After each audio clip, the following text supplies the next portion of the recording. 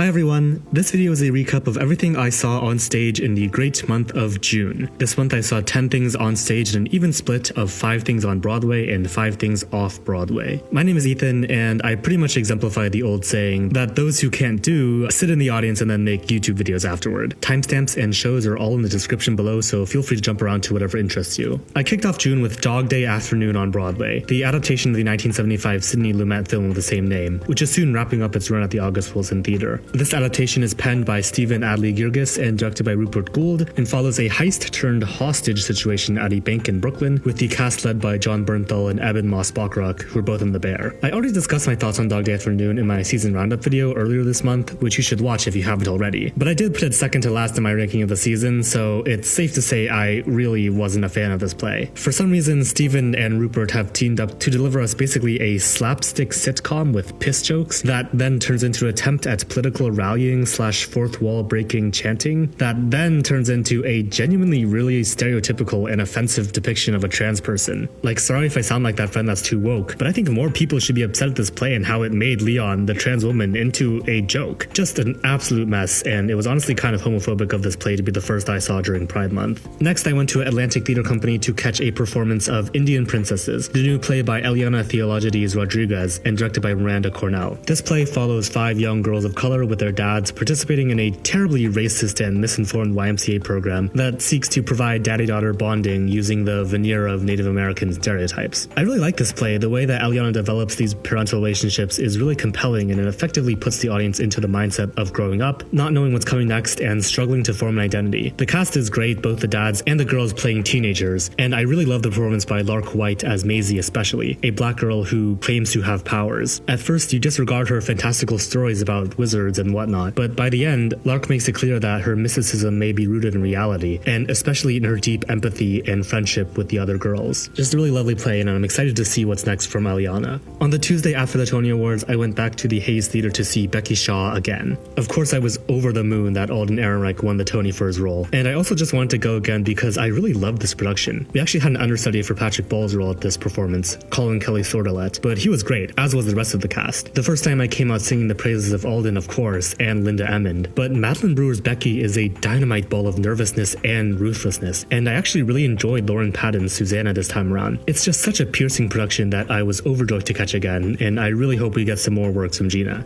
Wait a second, what do you mean she's doing the Silence of the Lambs adaptation in the UK? That Saturday, I went to Studio Seaview to see the return engagement of Well, I'll Let You Go. This is the Bubba Wyler play directed by Jack Serio about a woman in a small Midwestern town who is trying to rearrange her life as well as the past after the death of her husband. The cast is led by Quincy Tyler-Bernstein in a stunning performance as that woman, Maggie, as she interacts in a series of one-on-one scenes with various people from her and her husband's life. I really like this play. It feels very much like a modern riff on Thornton Wilder's Our Town, with Bubba Wyler writing in an omniscient narrator very similar to the stage manager. The set is also deliberately very sparse until a final scene reveal, which felt similar to David Cromer's legendary production of Our Town off-Broadway. But disregarding the Our Town connection, Bubba's play is really well written, slowly revealing more about Maggie's life and the circumstances around her husband's death just through these conversations. It's also funny, especially in one scene with Constance Schulman as an overbearing funeral manager. Jack Serio got really terrific performances out of his entire cast. Of course, Quincy was great, but the cast is pitch perfect, including Emily Davis as a woman who has a mysterious connection to Maggie. Bubba and Jack are actually doing another play this summer at Atlantic Theater Company, The Saviors, which I already have tickets to, so I'm very excited to see how that show turns out and what they both end up doing in the future. After seeing my favorite Broadway play this season again, Becky Shaw, I next ended up seeing my favorite Broadway musical again, Cats the Jellicle Ball. NYU has been giving out free tickets to this show, which is phenomenal for me, but maybe concerning for the future of this show. I mean, last season, the show that NYU kept giving out free tickets to was Smash. Anyways, I just love Cats so much. This production is phenomenal, but I think I just somehow have the gene that makes me love Cats. Like, I'm not in the camp of disliking the original Cats but loving Jellicle Ball. I love the original Cats too. This is kind of embarrassing to admit, but both times I've seen Jellicle Ball, I've teared up, but not at like Memory or Gus the Theater Cat. No, I tear up when Bomb Ballerina, Demeter, and Jelly Lorem start singing the harmonies in the song The Old Gumby Cat.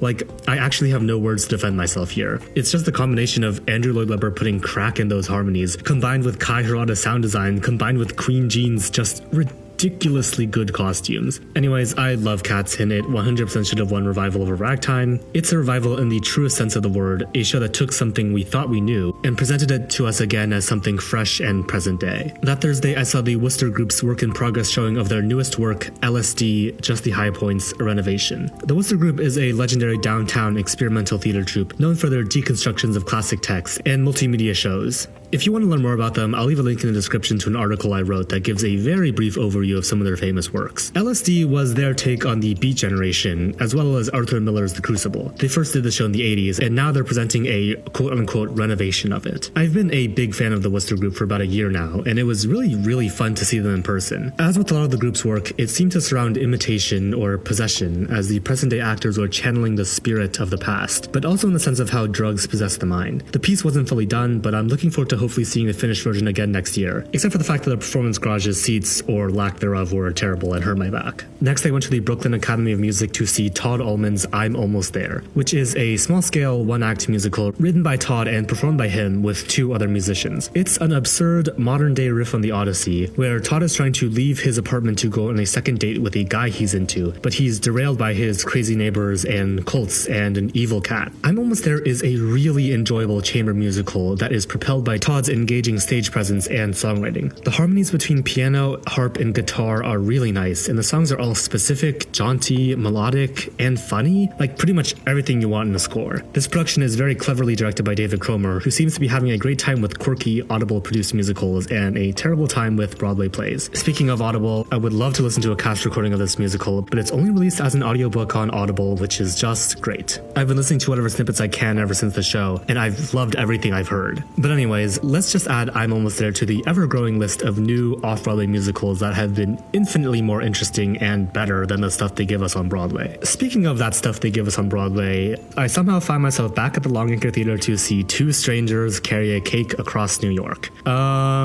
This was because of my summer internship. If you've watched my past videos, you may remember that I was not a huge fan of this show, and on a second watch, it unfortunately did not suddenly reveal itself to me as a musical theater masterpiece. Although I will say I wasn't as offended by it as I was on the first watch. We had an understudy for Robin, Jaina Laurel Glover, who was great, and watching Sam Tuddy made me realize that this man would kind of kill in like a British farce. Like, let's give it 10 years or so and he would be really fun leading a revival of present laughter. That Saturday I went to see The Family Dog, the last show in Club Thumb's Summerworks Festival. This is a new comedy by Bailey Williams and directed by Tara Ahmadinejad. The basic premise is simple. It's a family reunion play, a long tradition in American drama, but one that feels uniquely present day. The 4 children are all floundering in some sort of malaise or fugu state, unsure of how to move forward in the future, facing very 2026 issues: sports betting, being too woke for conservative parents, having a fake unpaid gay job. Their parents are also facing issues of their own, and also their family dog is insanely sick and played by Bruce McKenzie as an apathetic narrator. I thought this play was really excellent. If you haven't heard of Club Thumb before, they do an annual summer festival of new shows, mostly funny and weird ensemble plays. They're a stalwart of downtown theater and have produced some really great plays in the past that go on to have longer runs after the summer. Stuff like Jacqueline Backhouse's Men on Boats, Heidi Schreck's What the Constitution Means to Me, which made it to Broadway, and recently MCC did a run of Cold War choir practice that started at Summerworks. The Family Dog is pretty much the quintessential Summerworks show, one act, zippy and hilarious, but a show that leaves you talking afterwards. The cast is excellent, especially Jennifer Van Dyke, who is dynamite as the mom, and I think Bailey Williams has a really unique voice across today's plays. I'm super glad to have caught this, and I hope it comes back in another production. Finally, on the last day of June, I saw MJ the Musical at the Neil Simon Theater. This was also part of my internship. MJ is fun when they do the singing and the dancing, boring when they do the talking, and just sort of ridiculous if you look at it as a whole. Honestly, I just came away confused as to why Lynn Nottage even wrote this, but that's beyond my pay grade. And that was June. Thanks so much for watching. Please subscribe if you enjoyed the video at all, and leave a comment if you saw any of these shows as well. For now, it's time for me to enjoy the air conditioning I just installed in my room and literally never leave my apartment in this heat wave. Bye!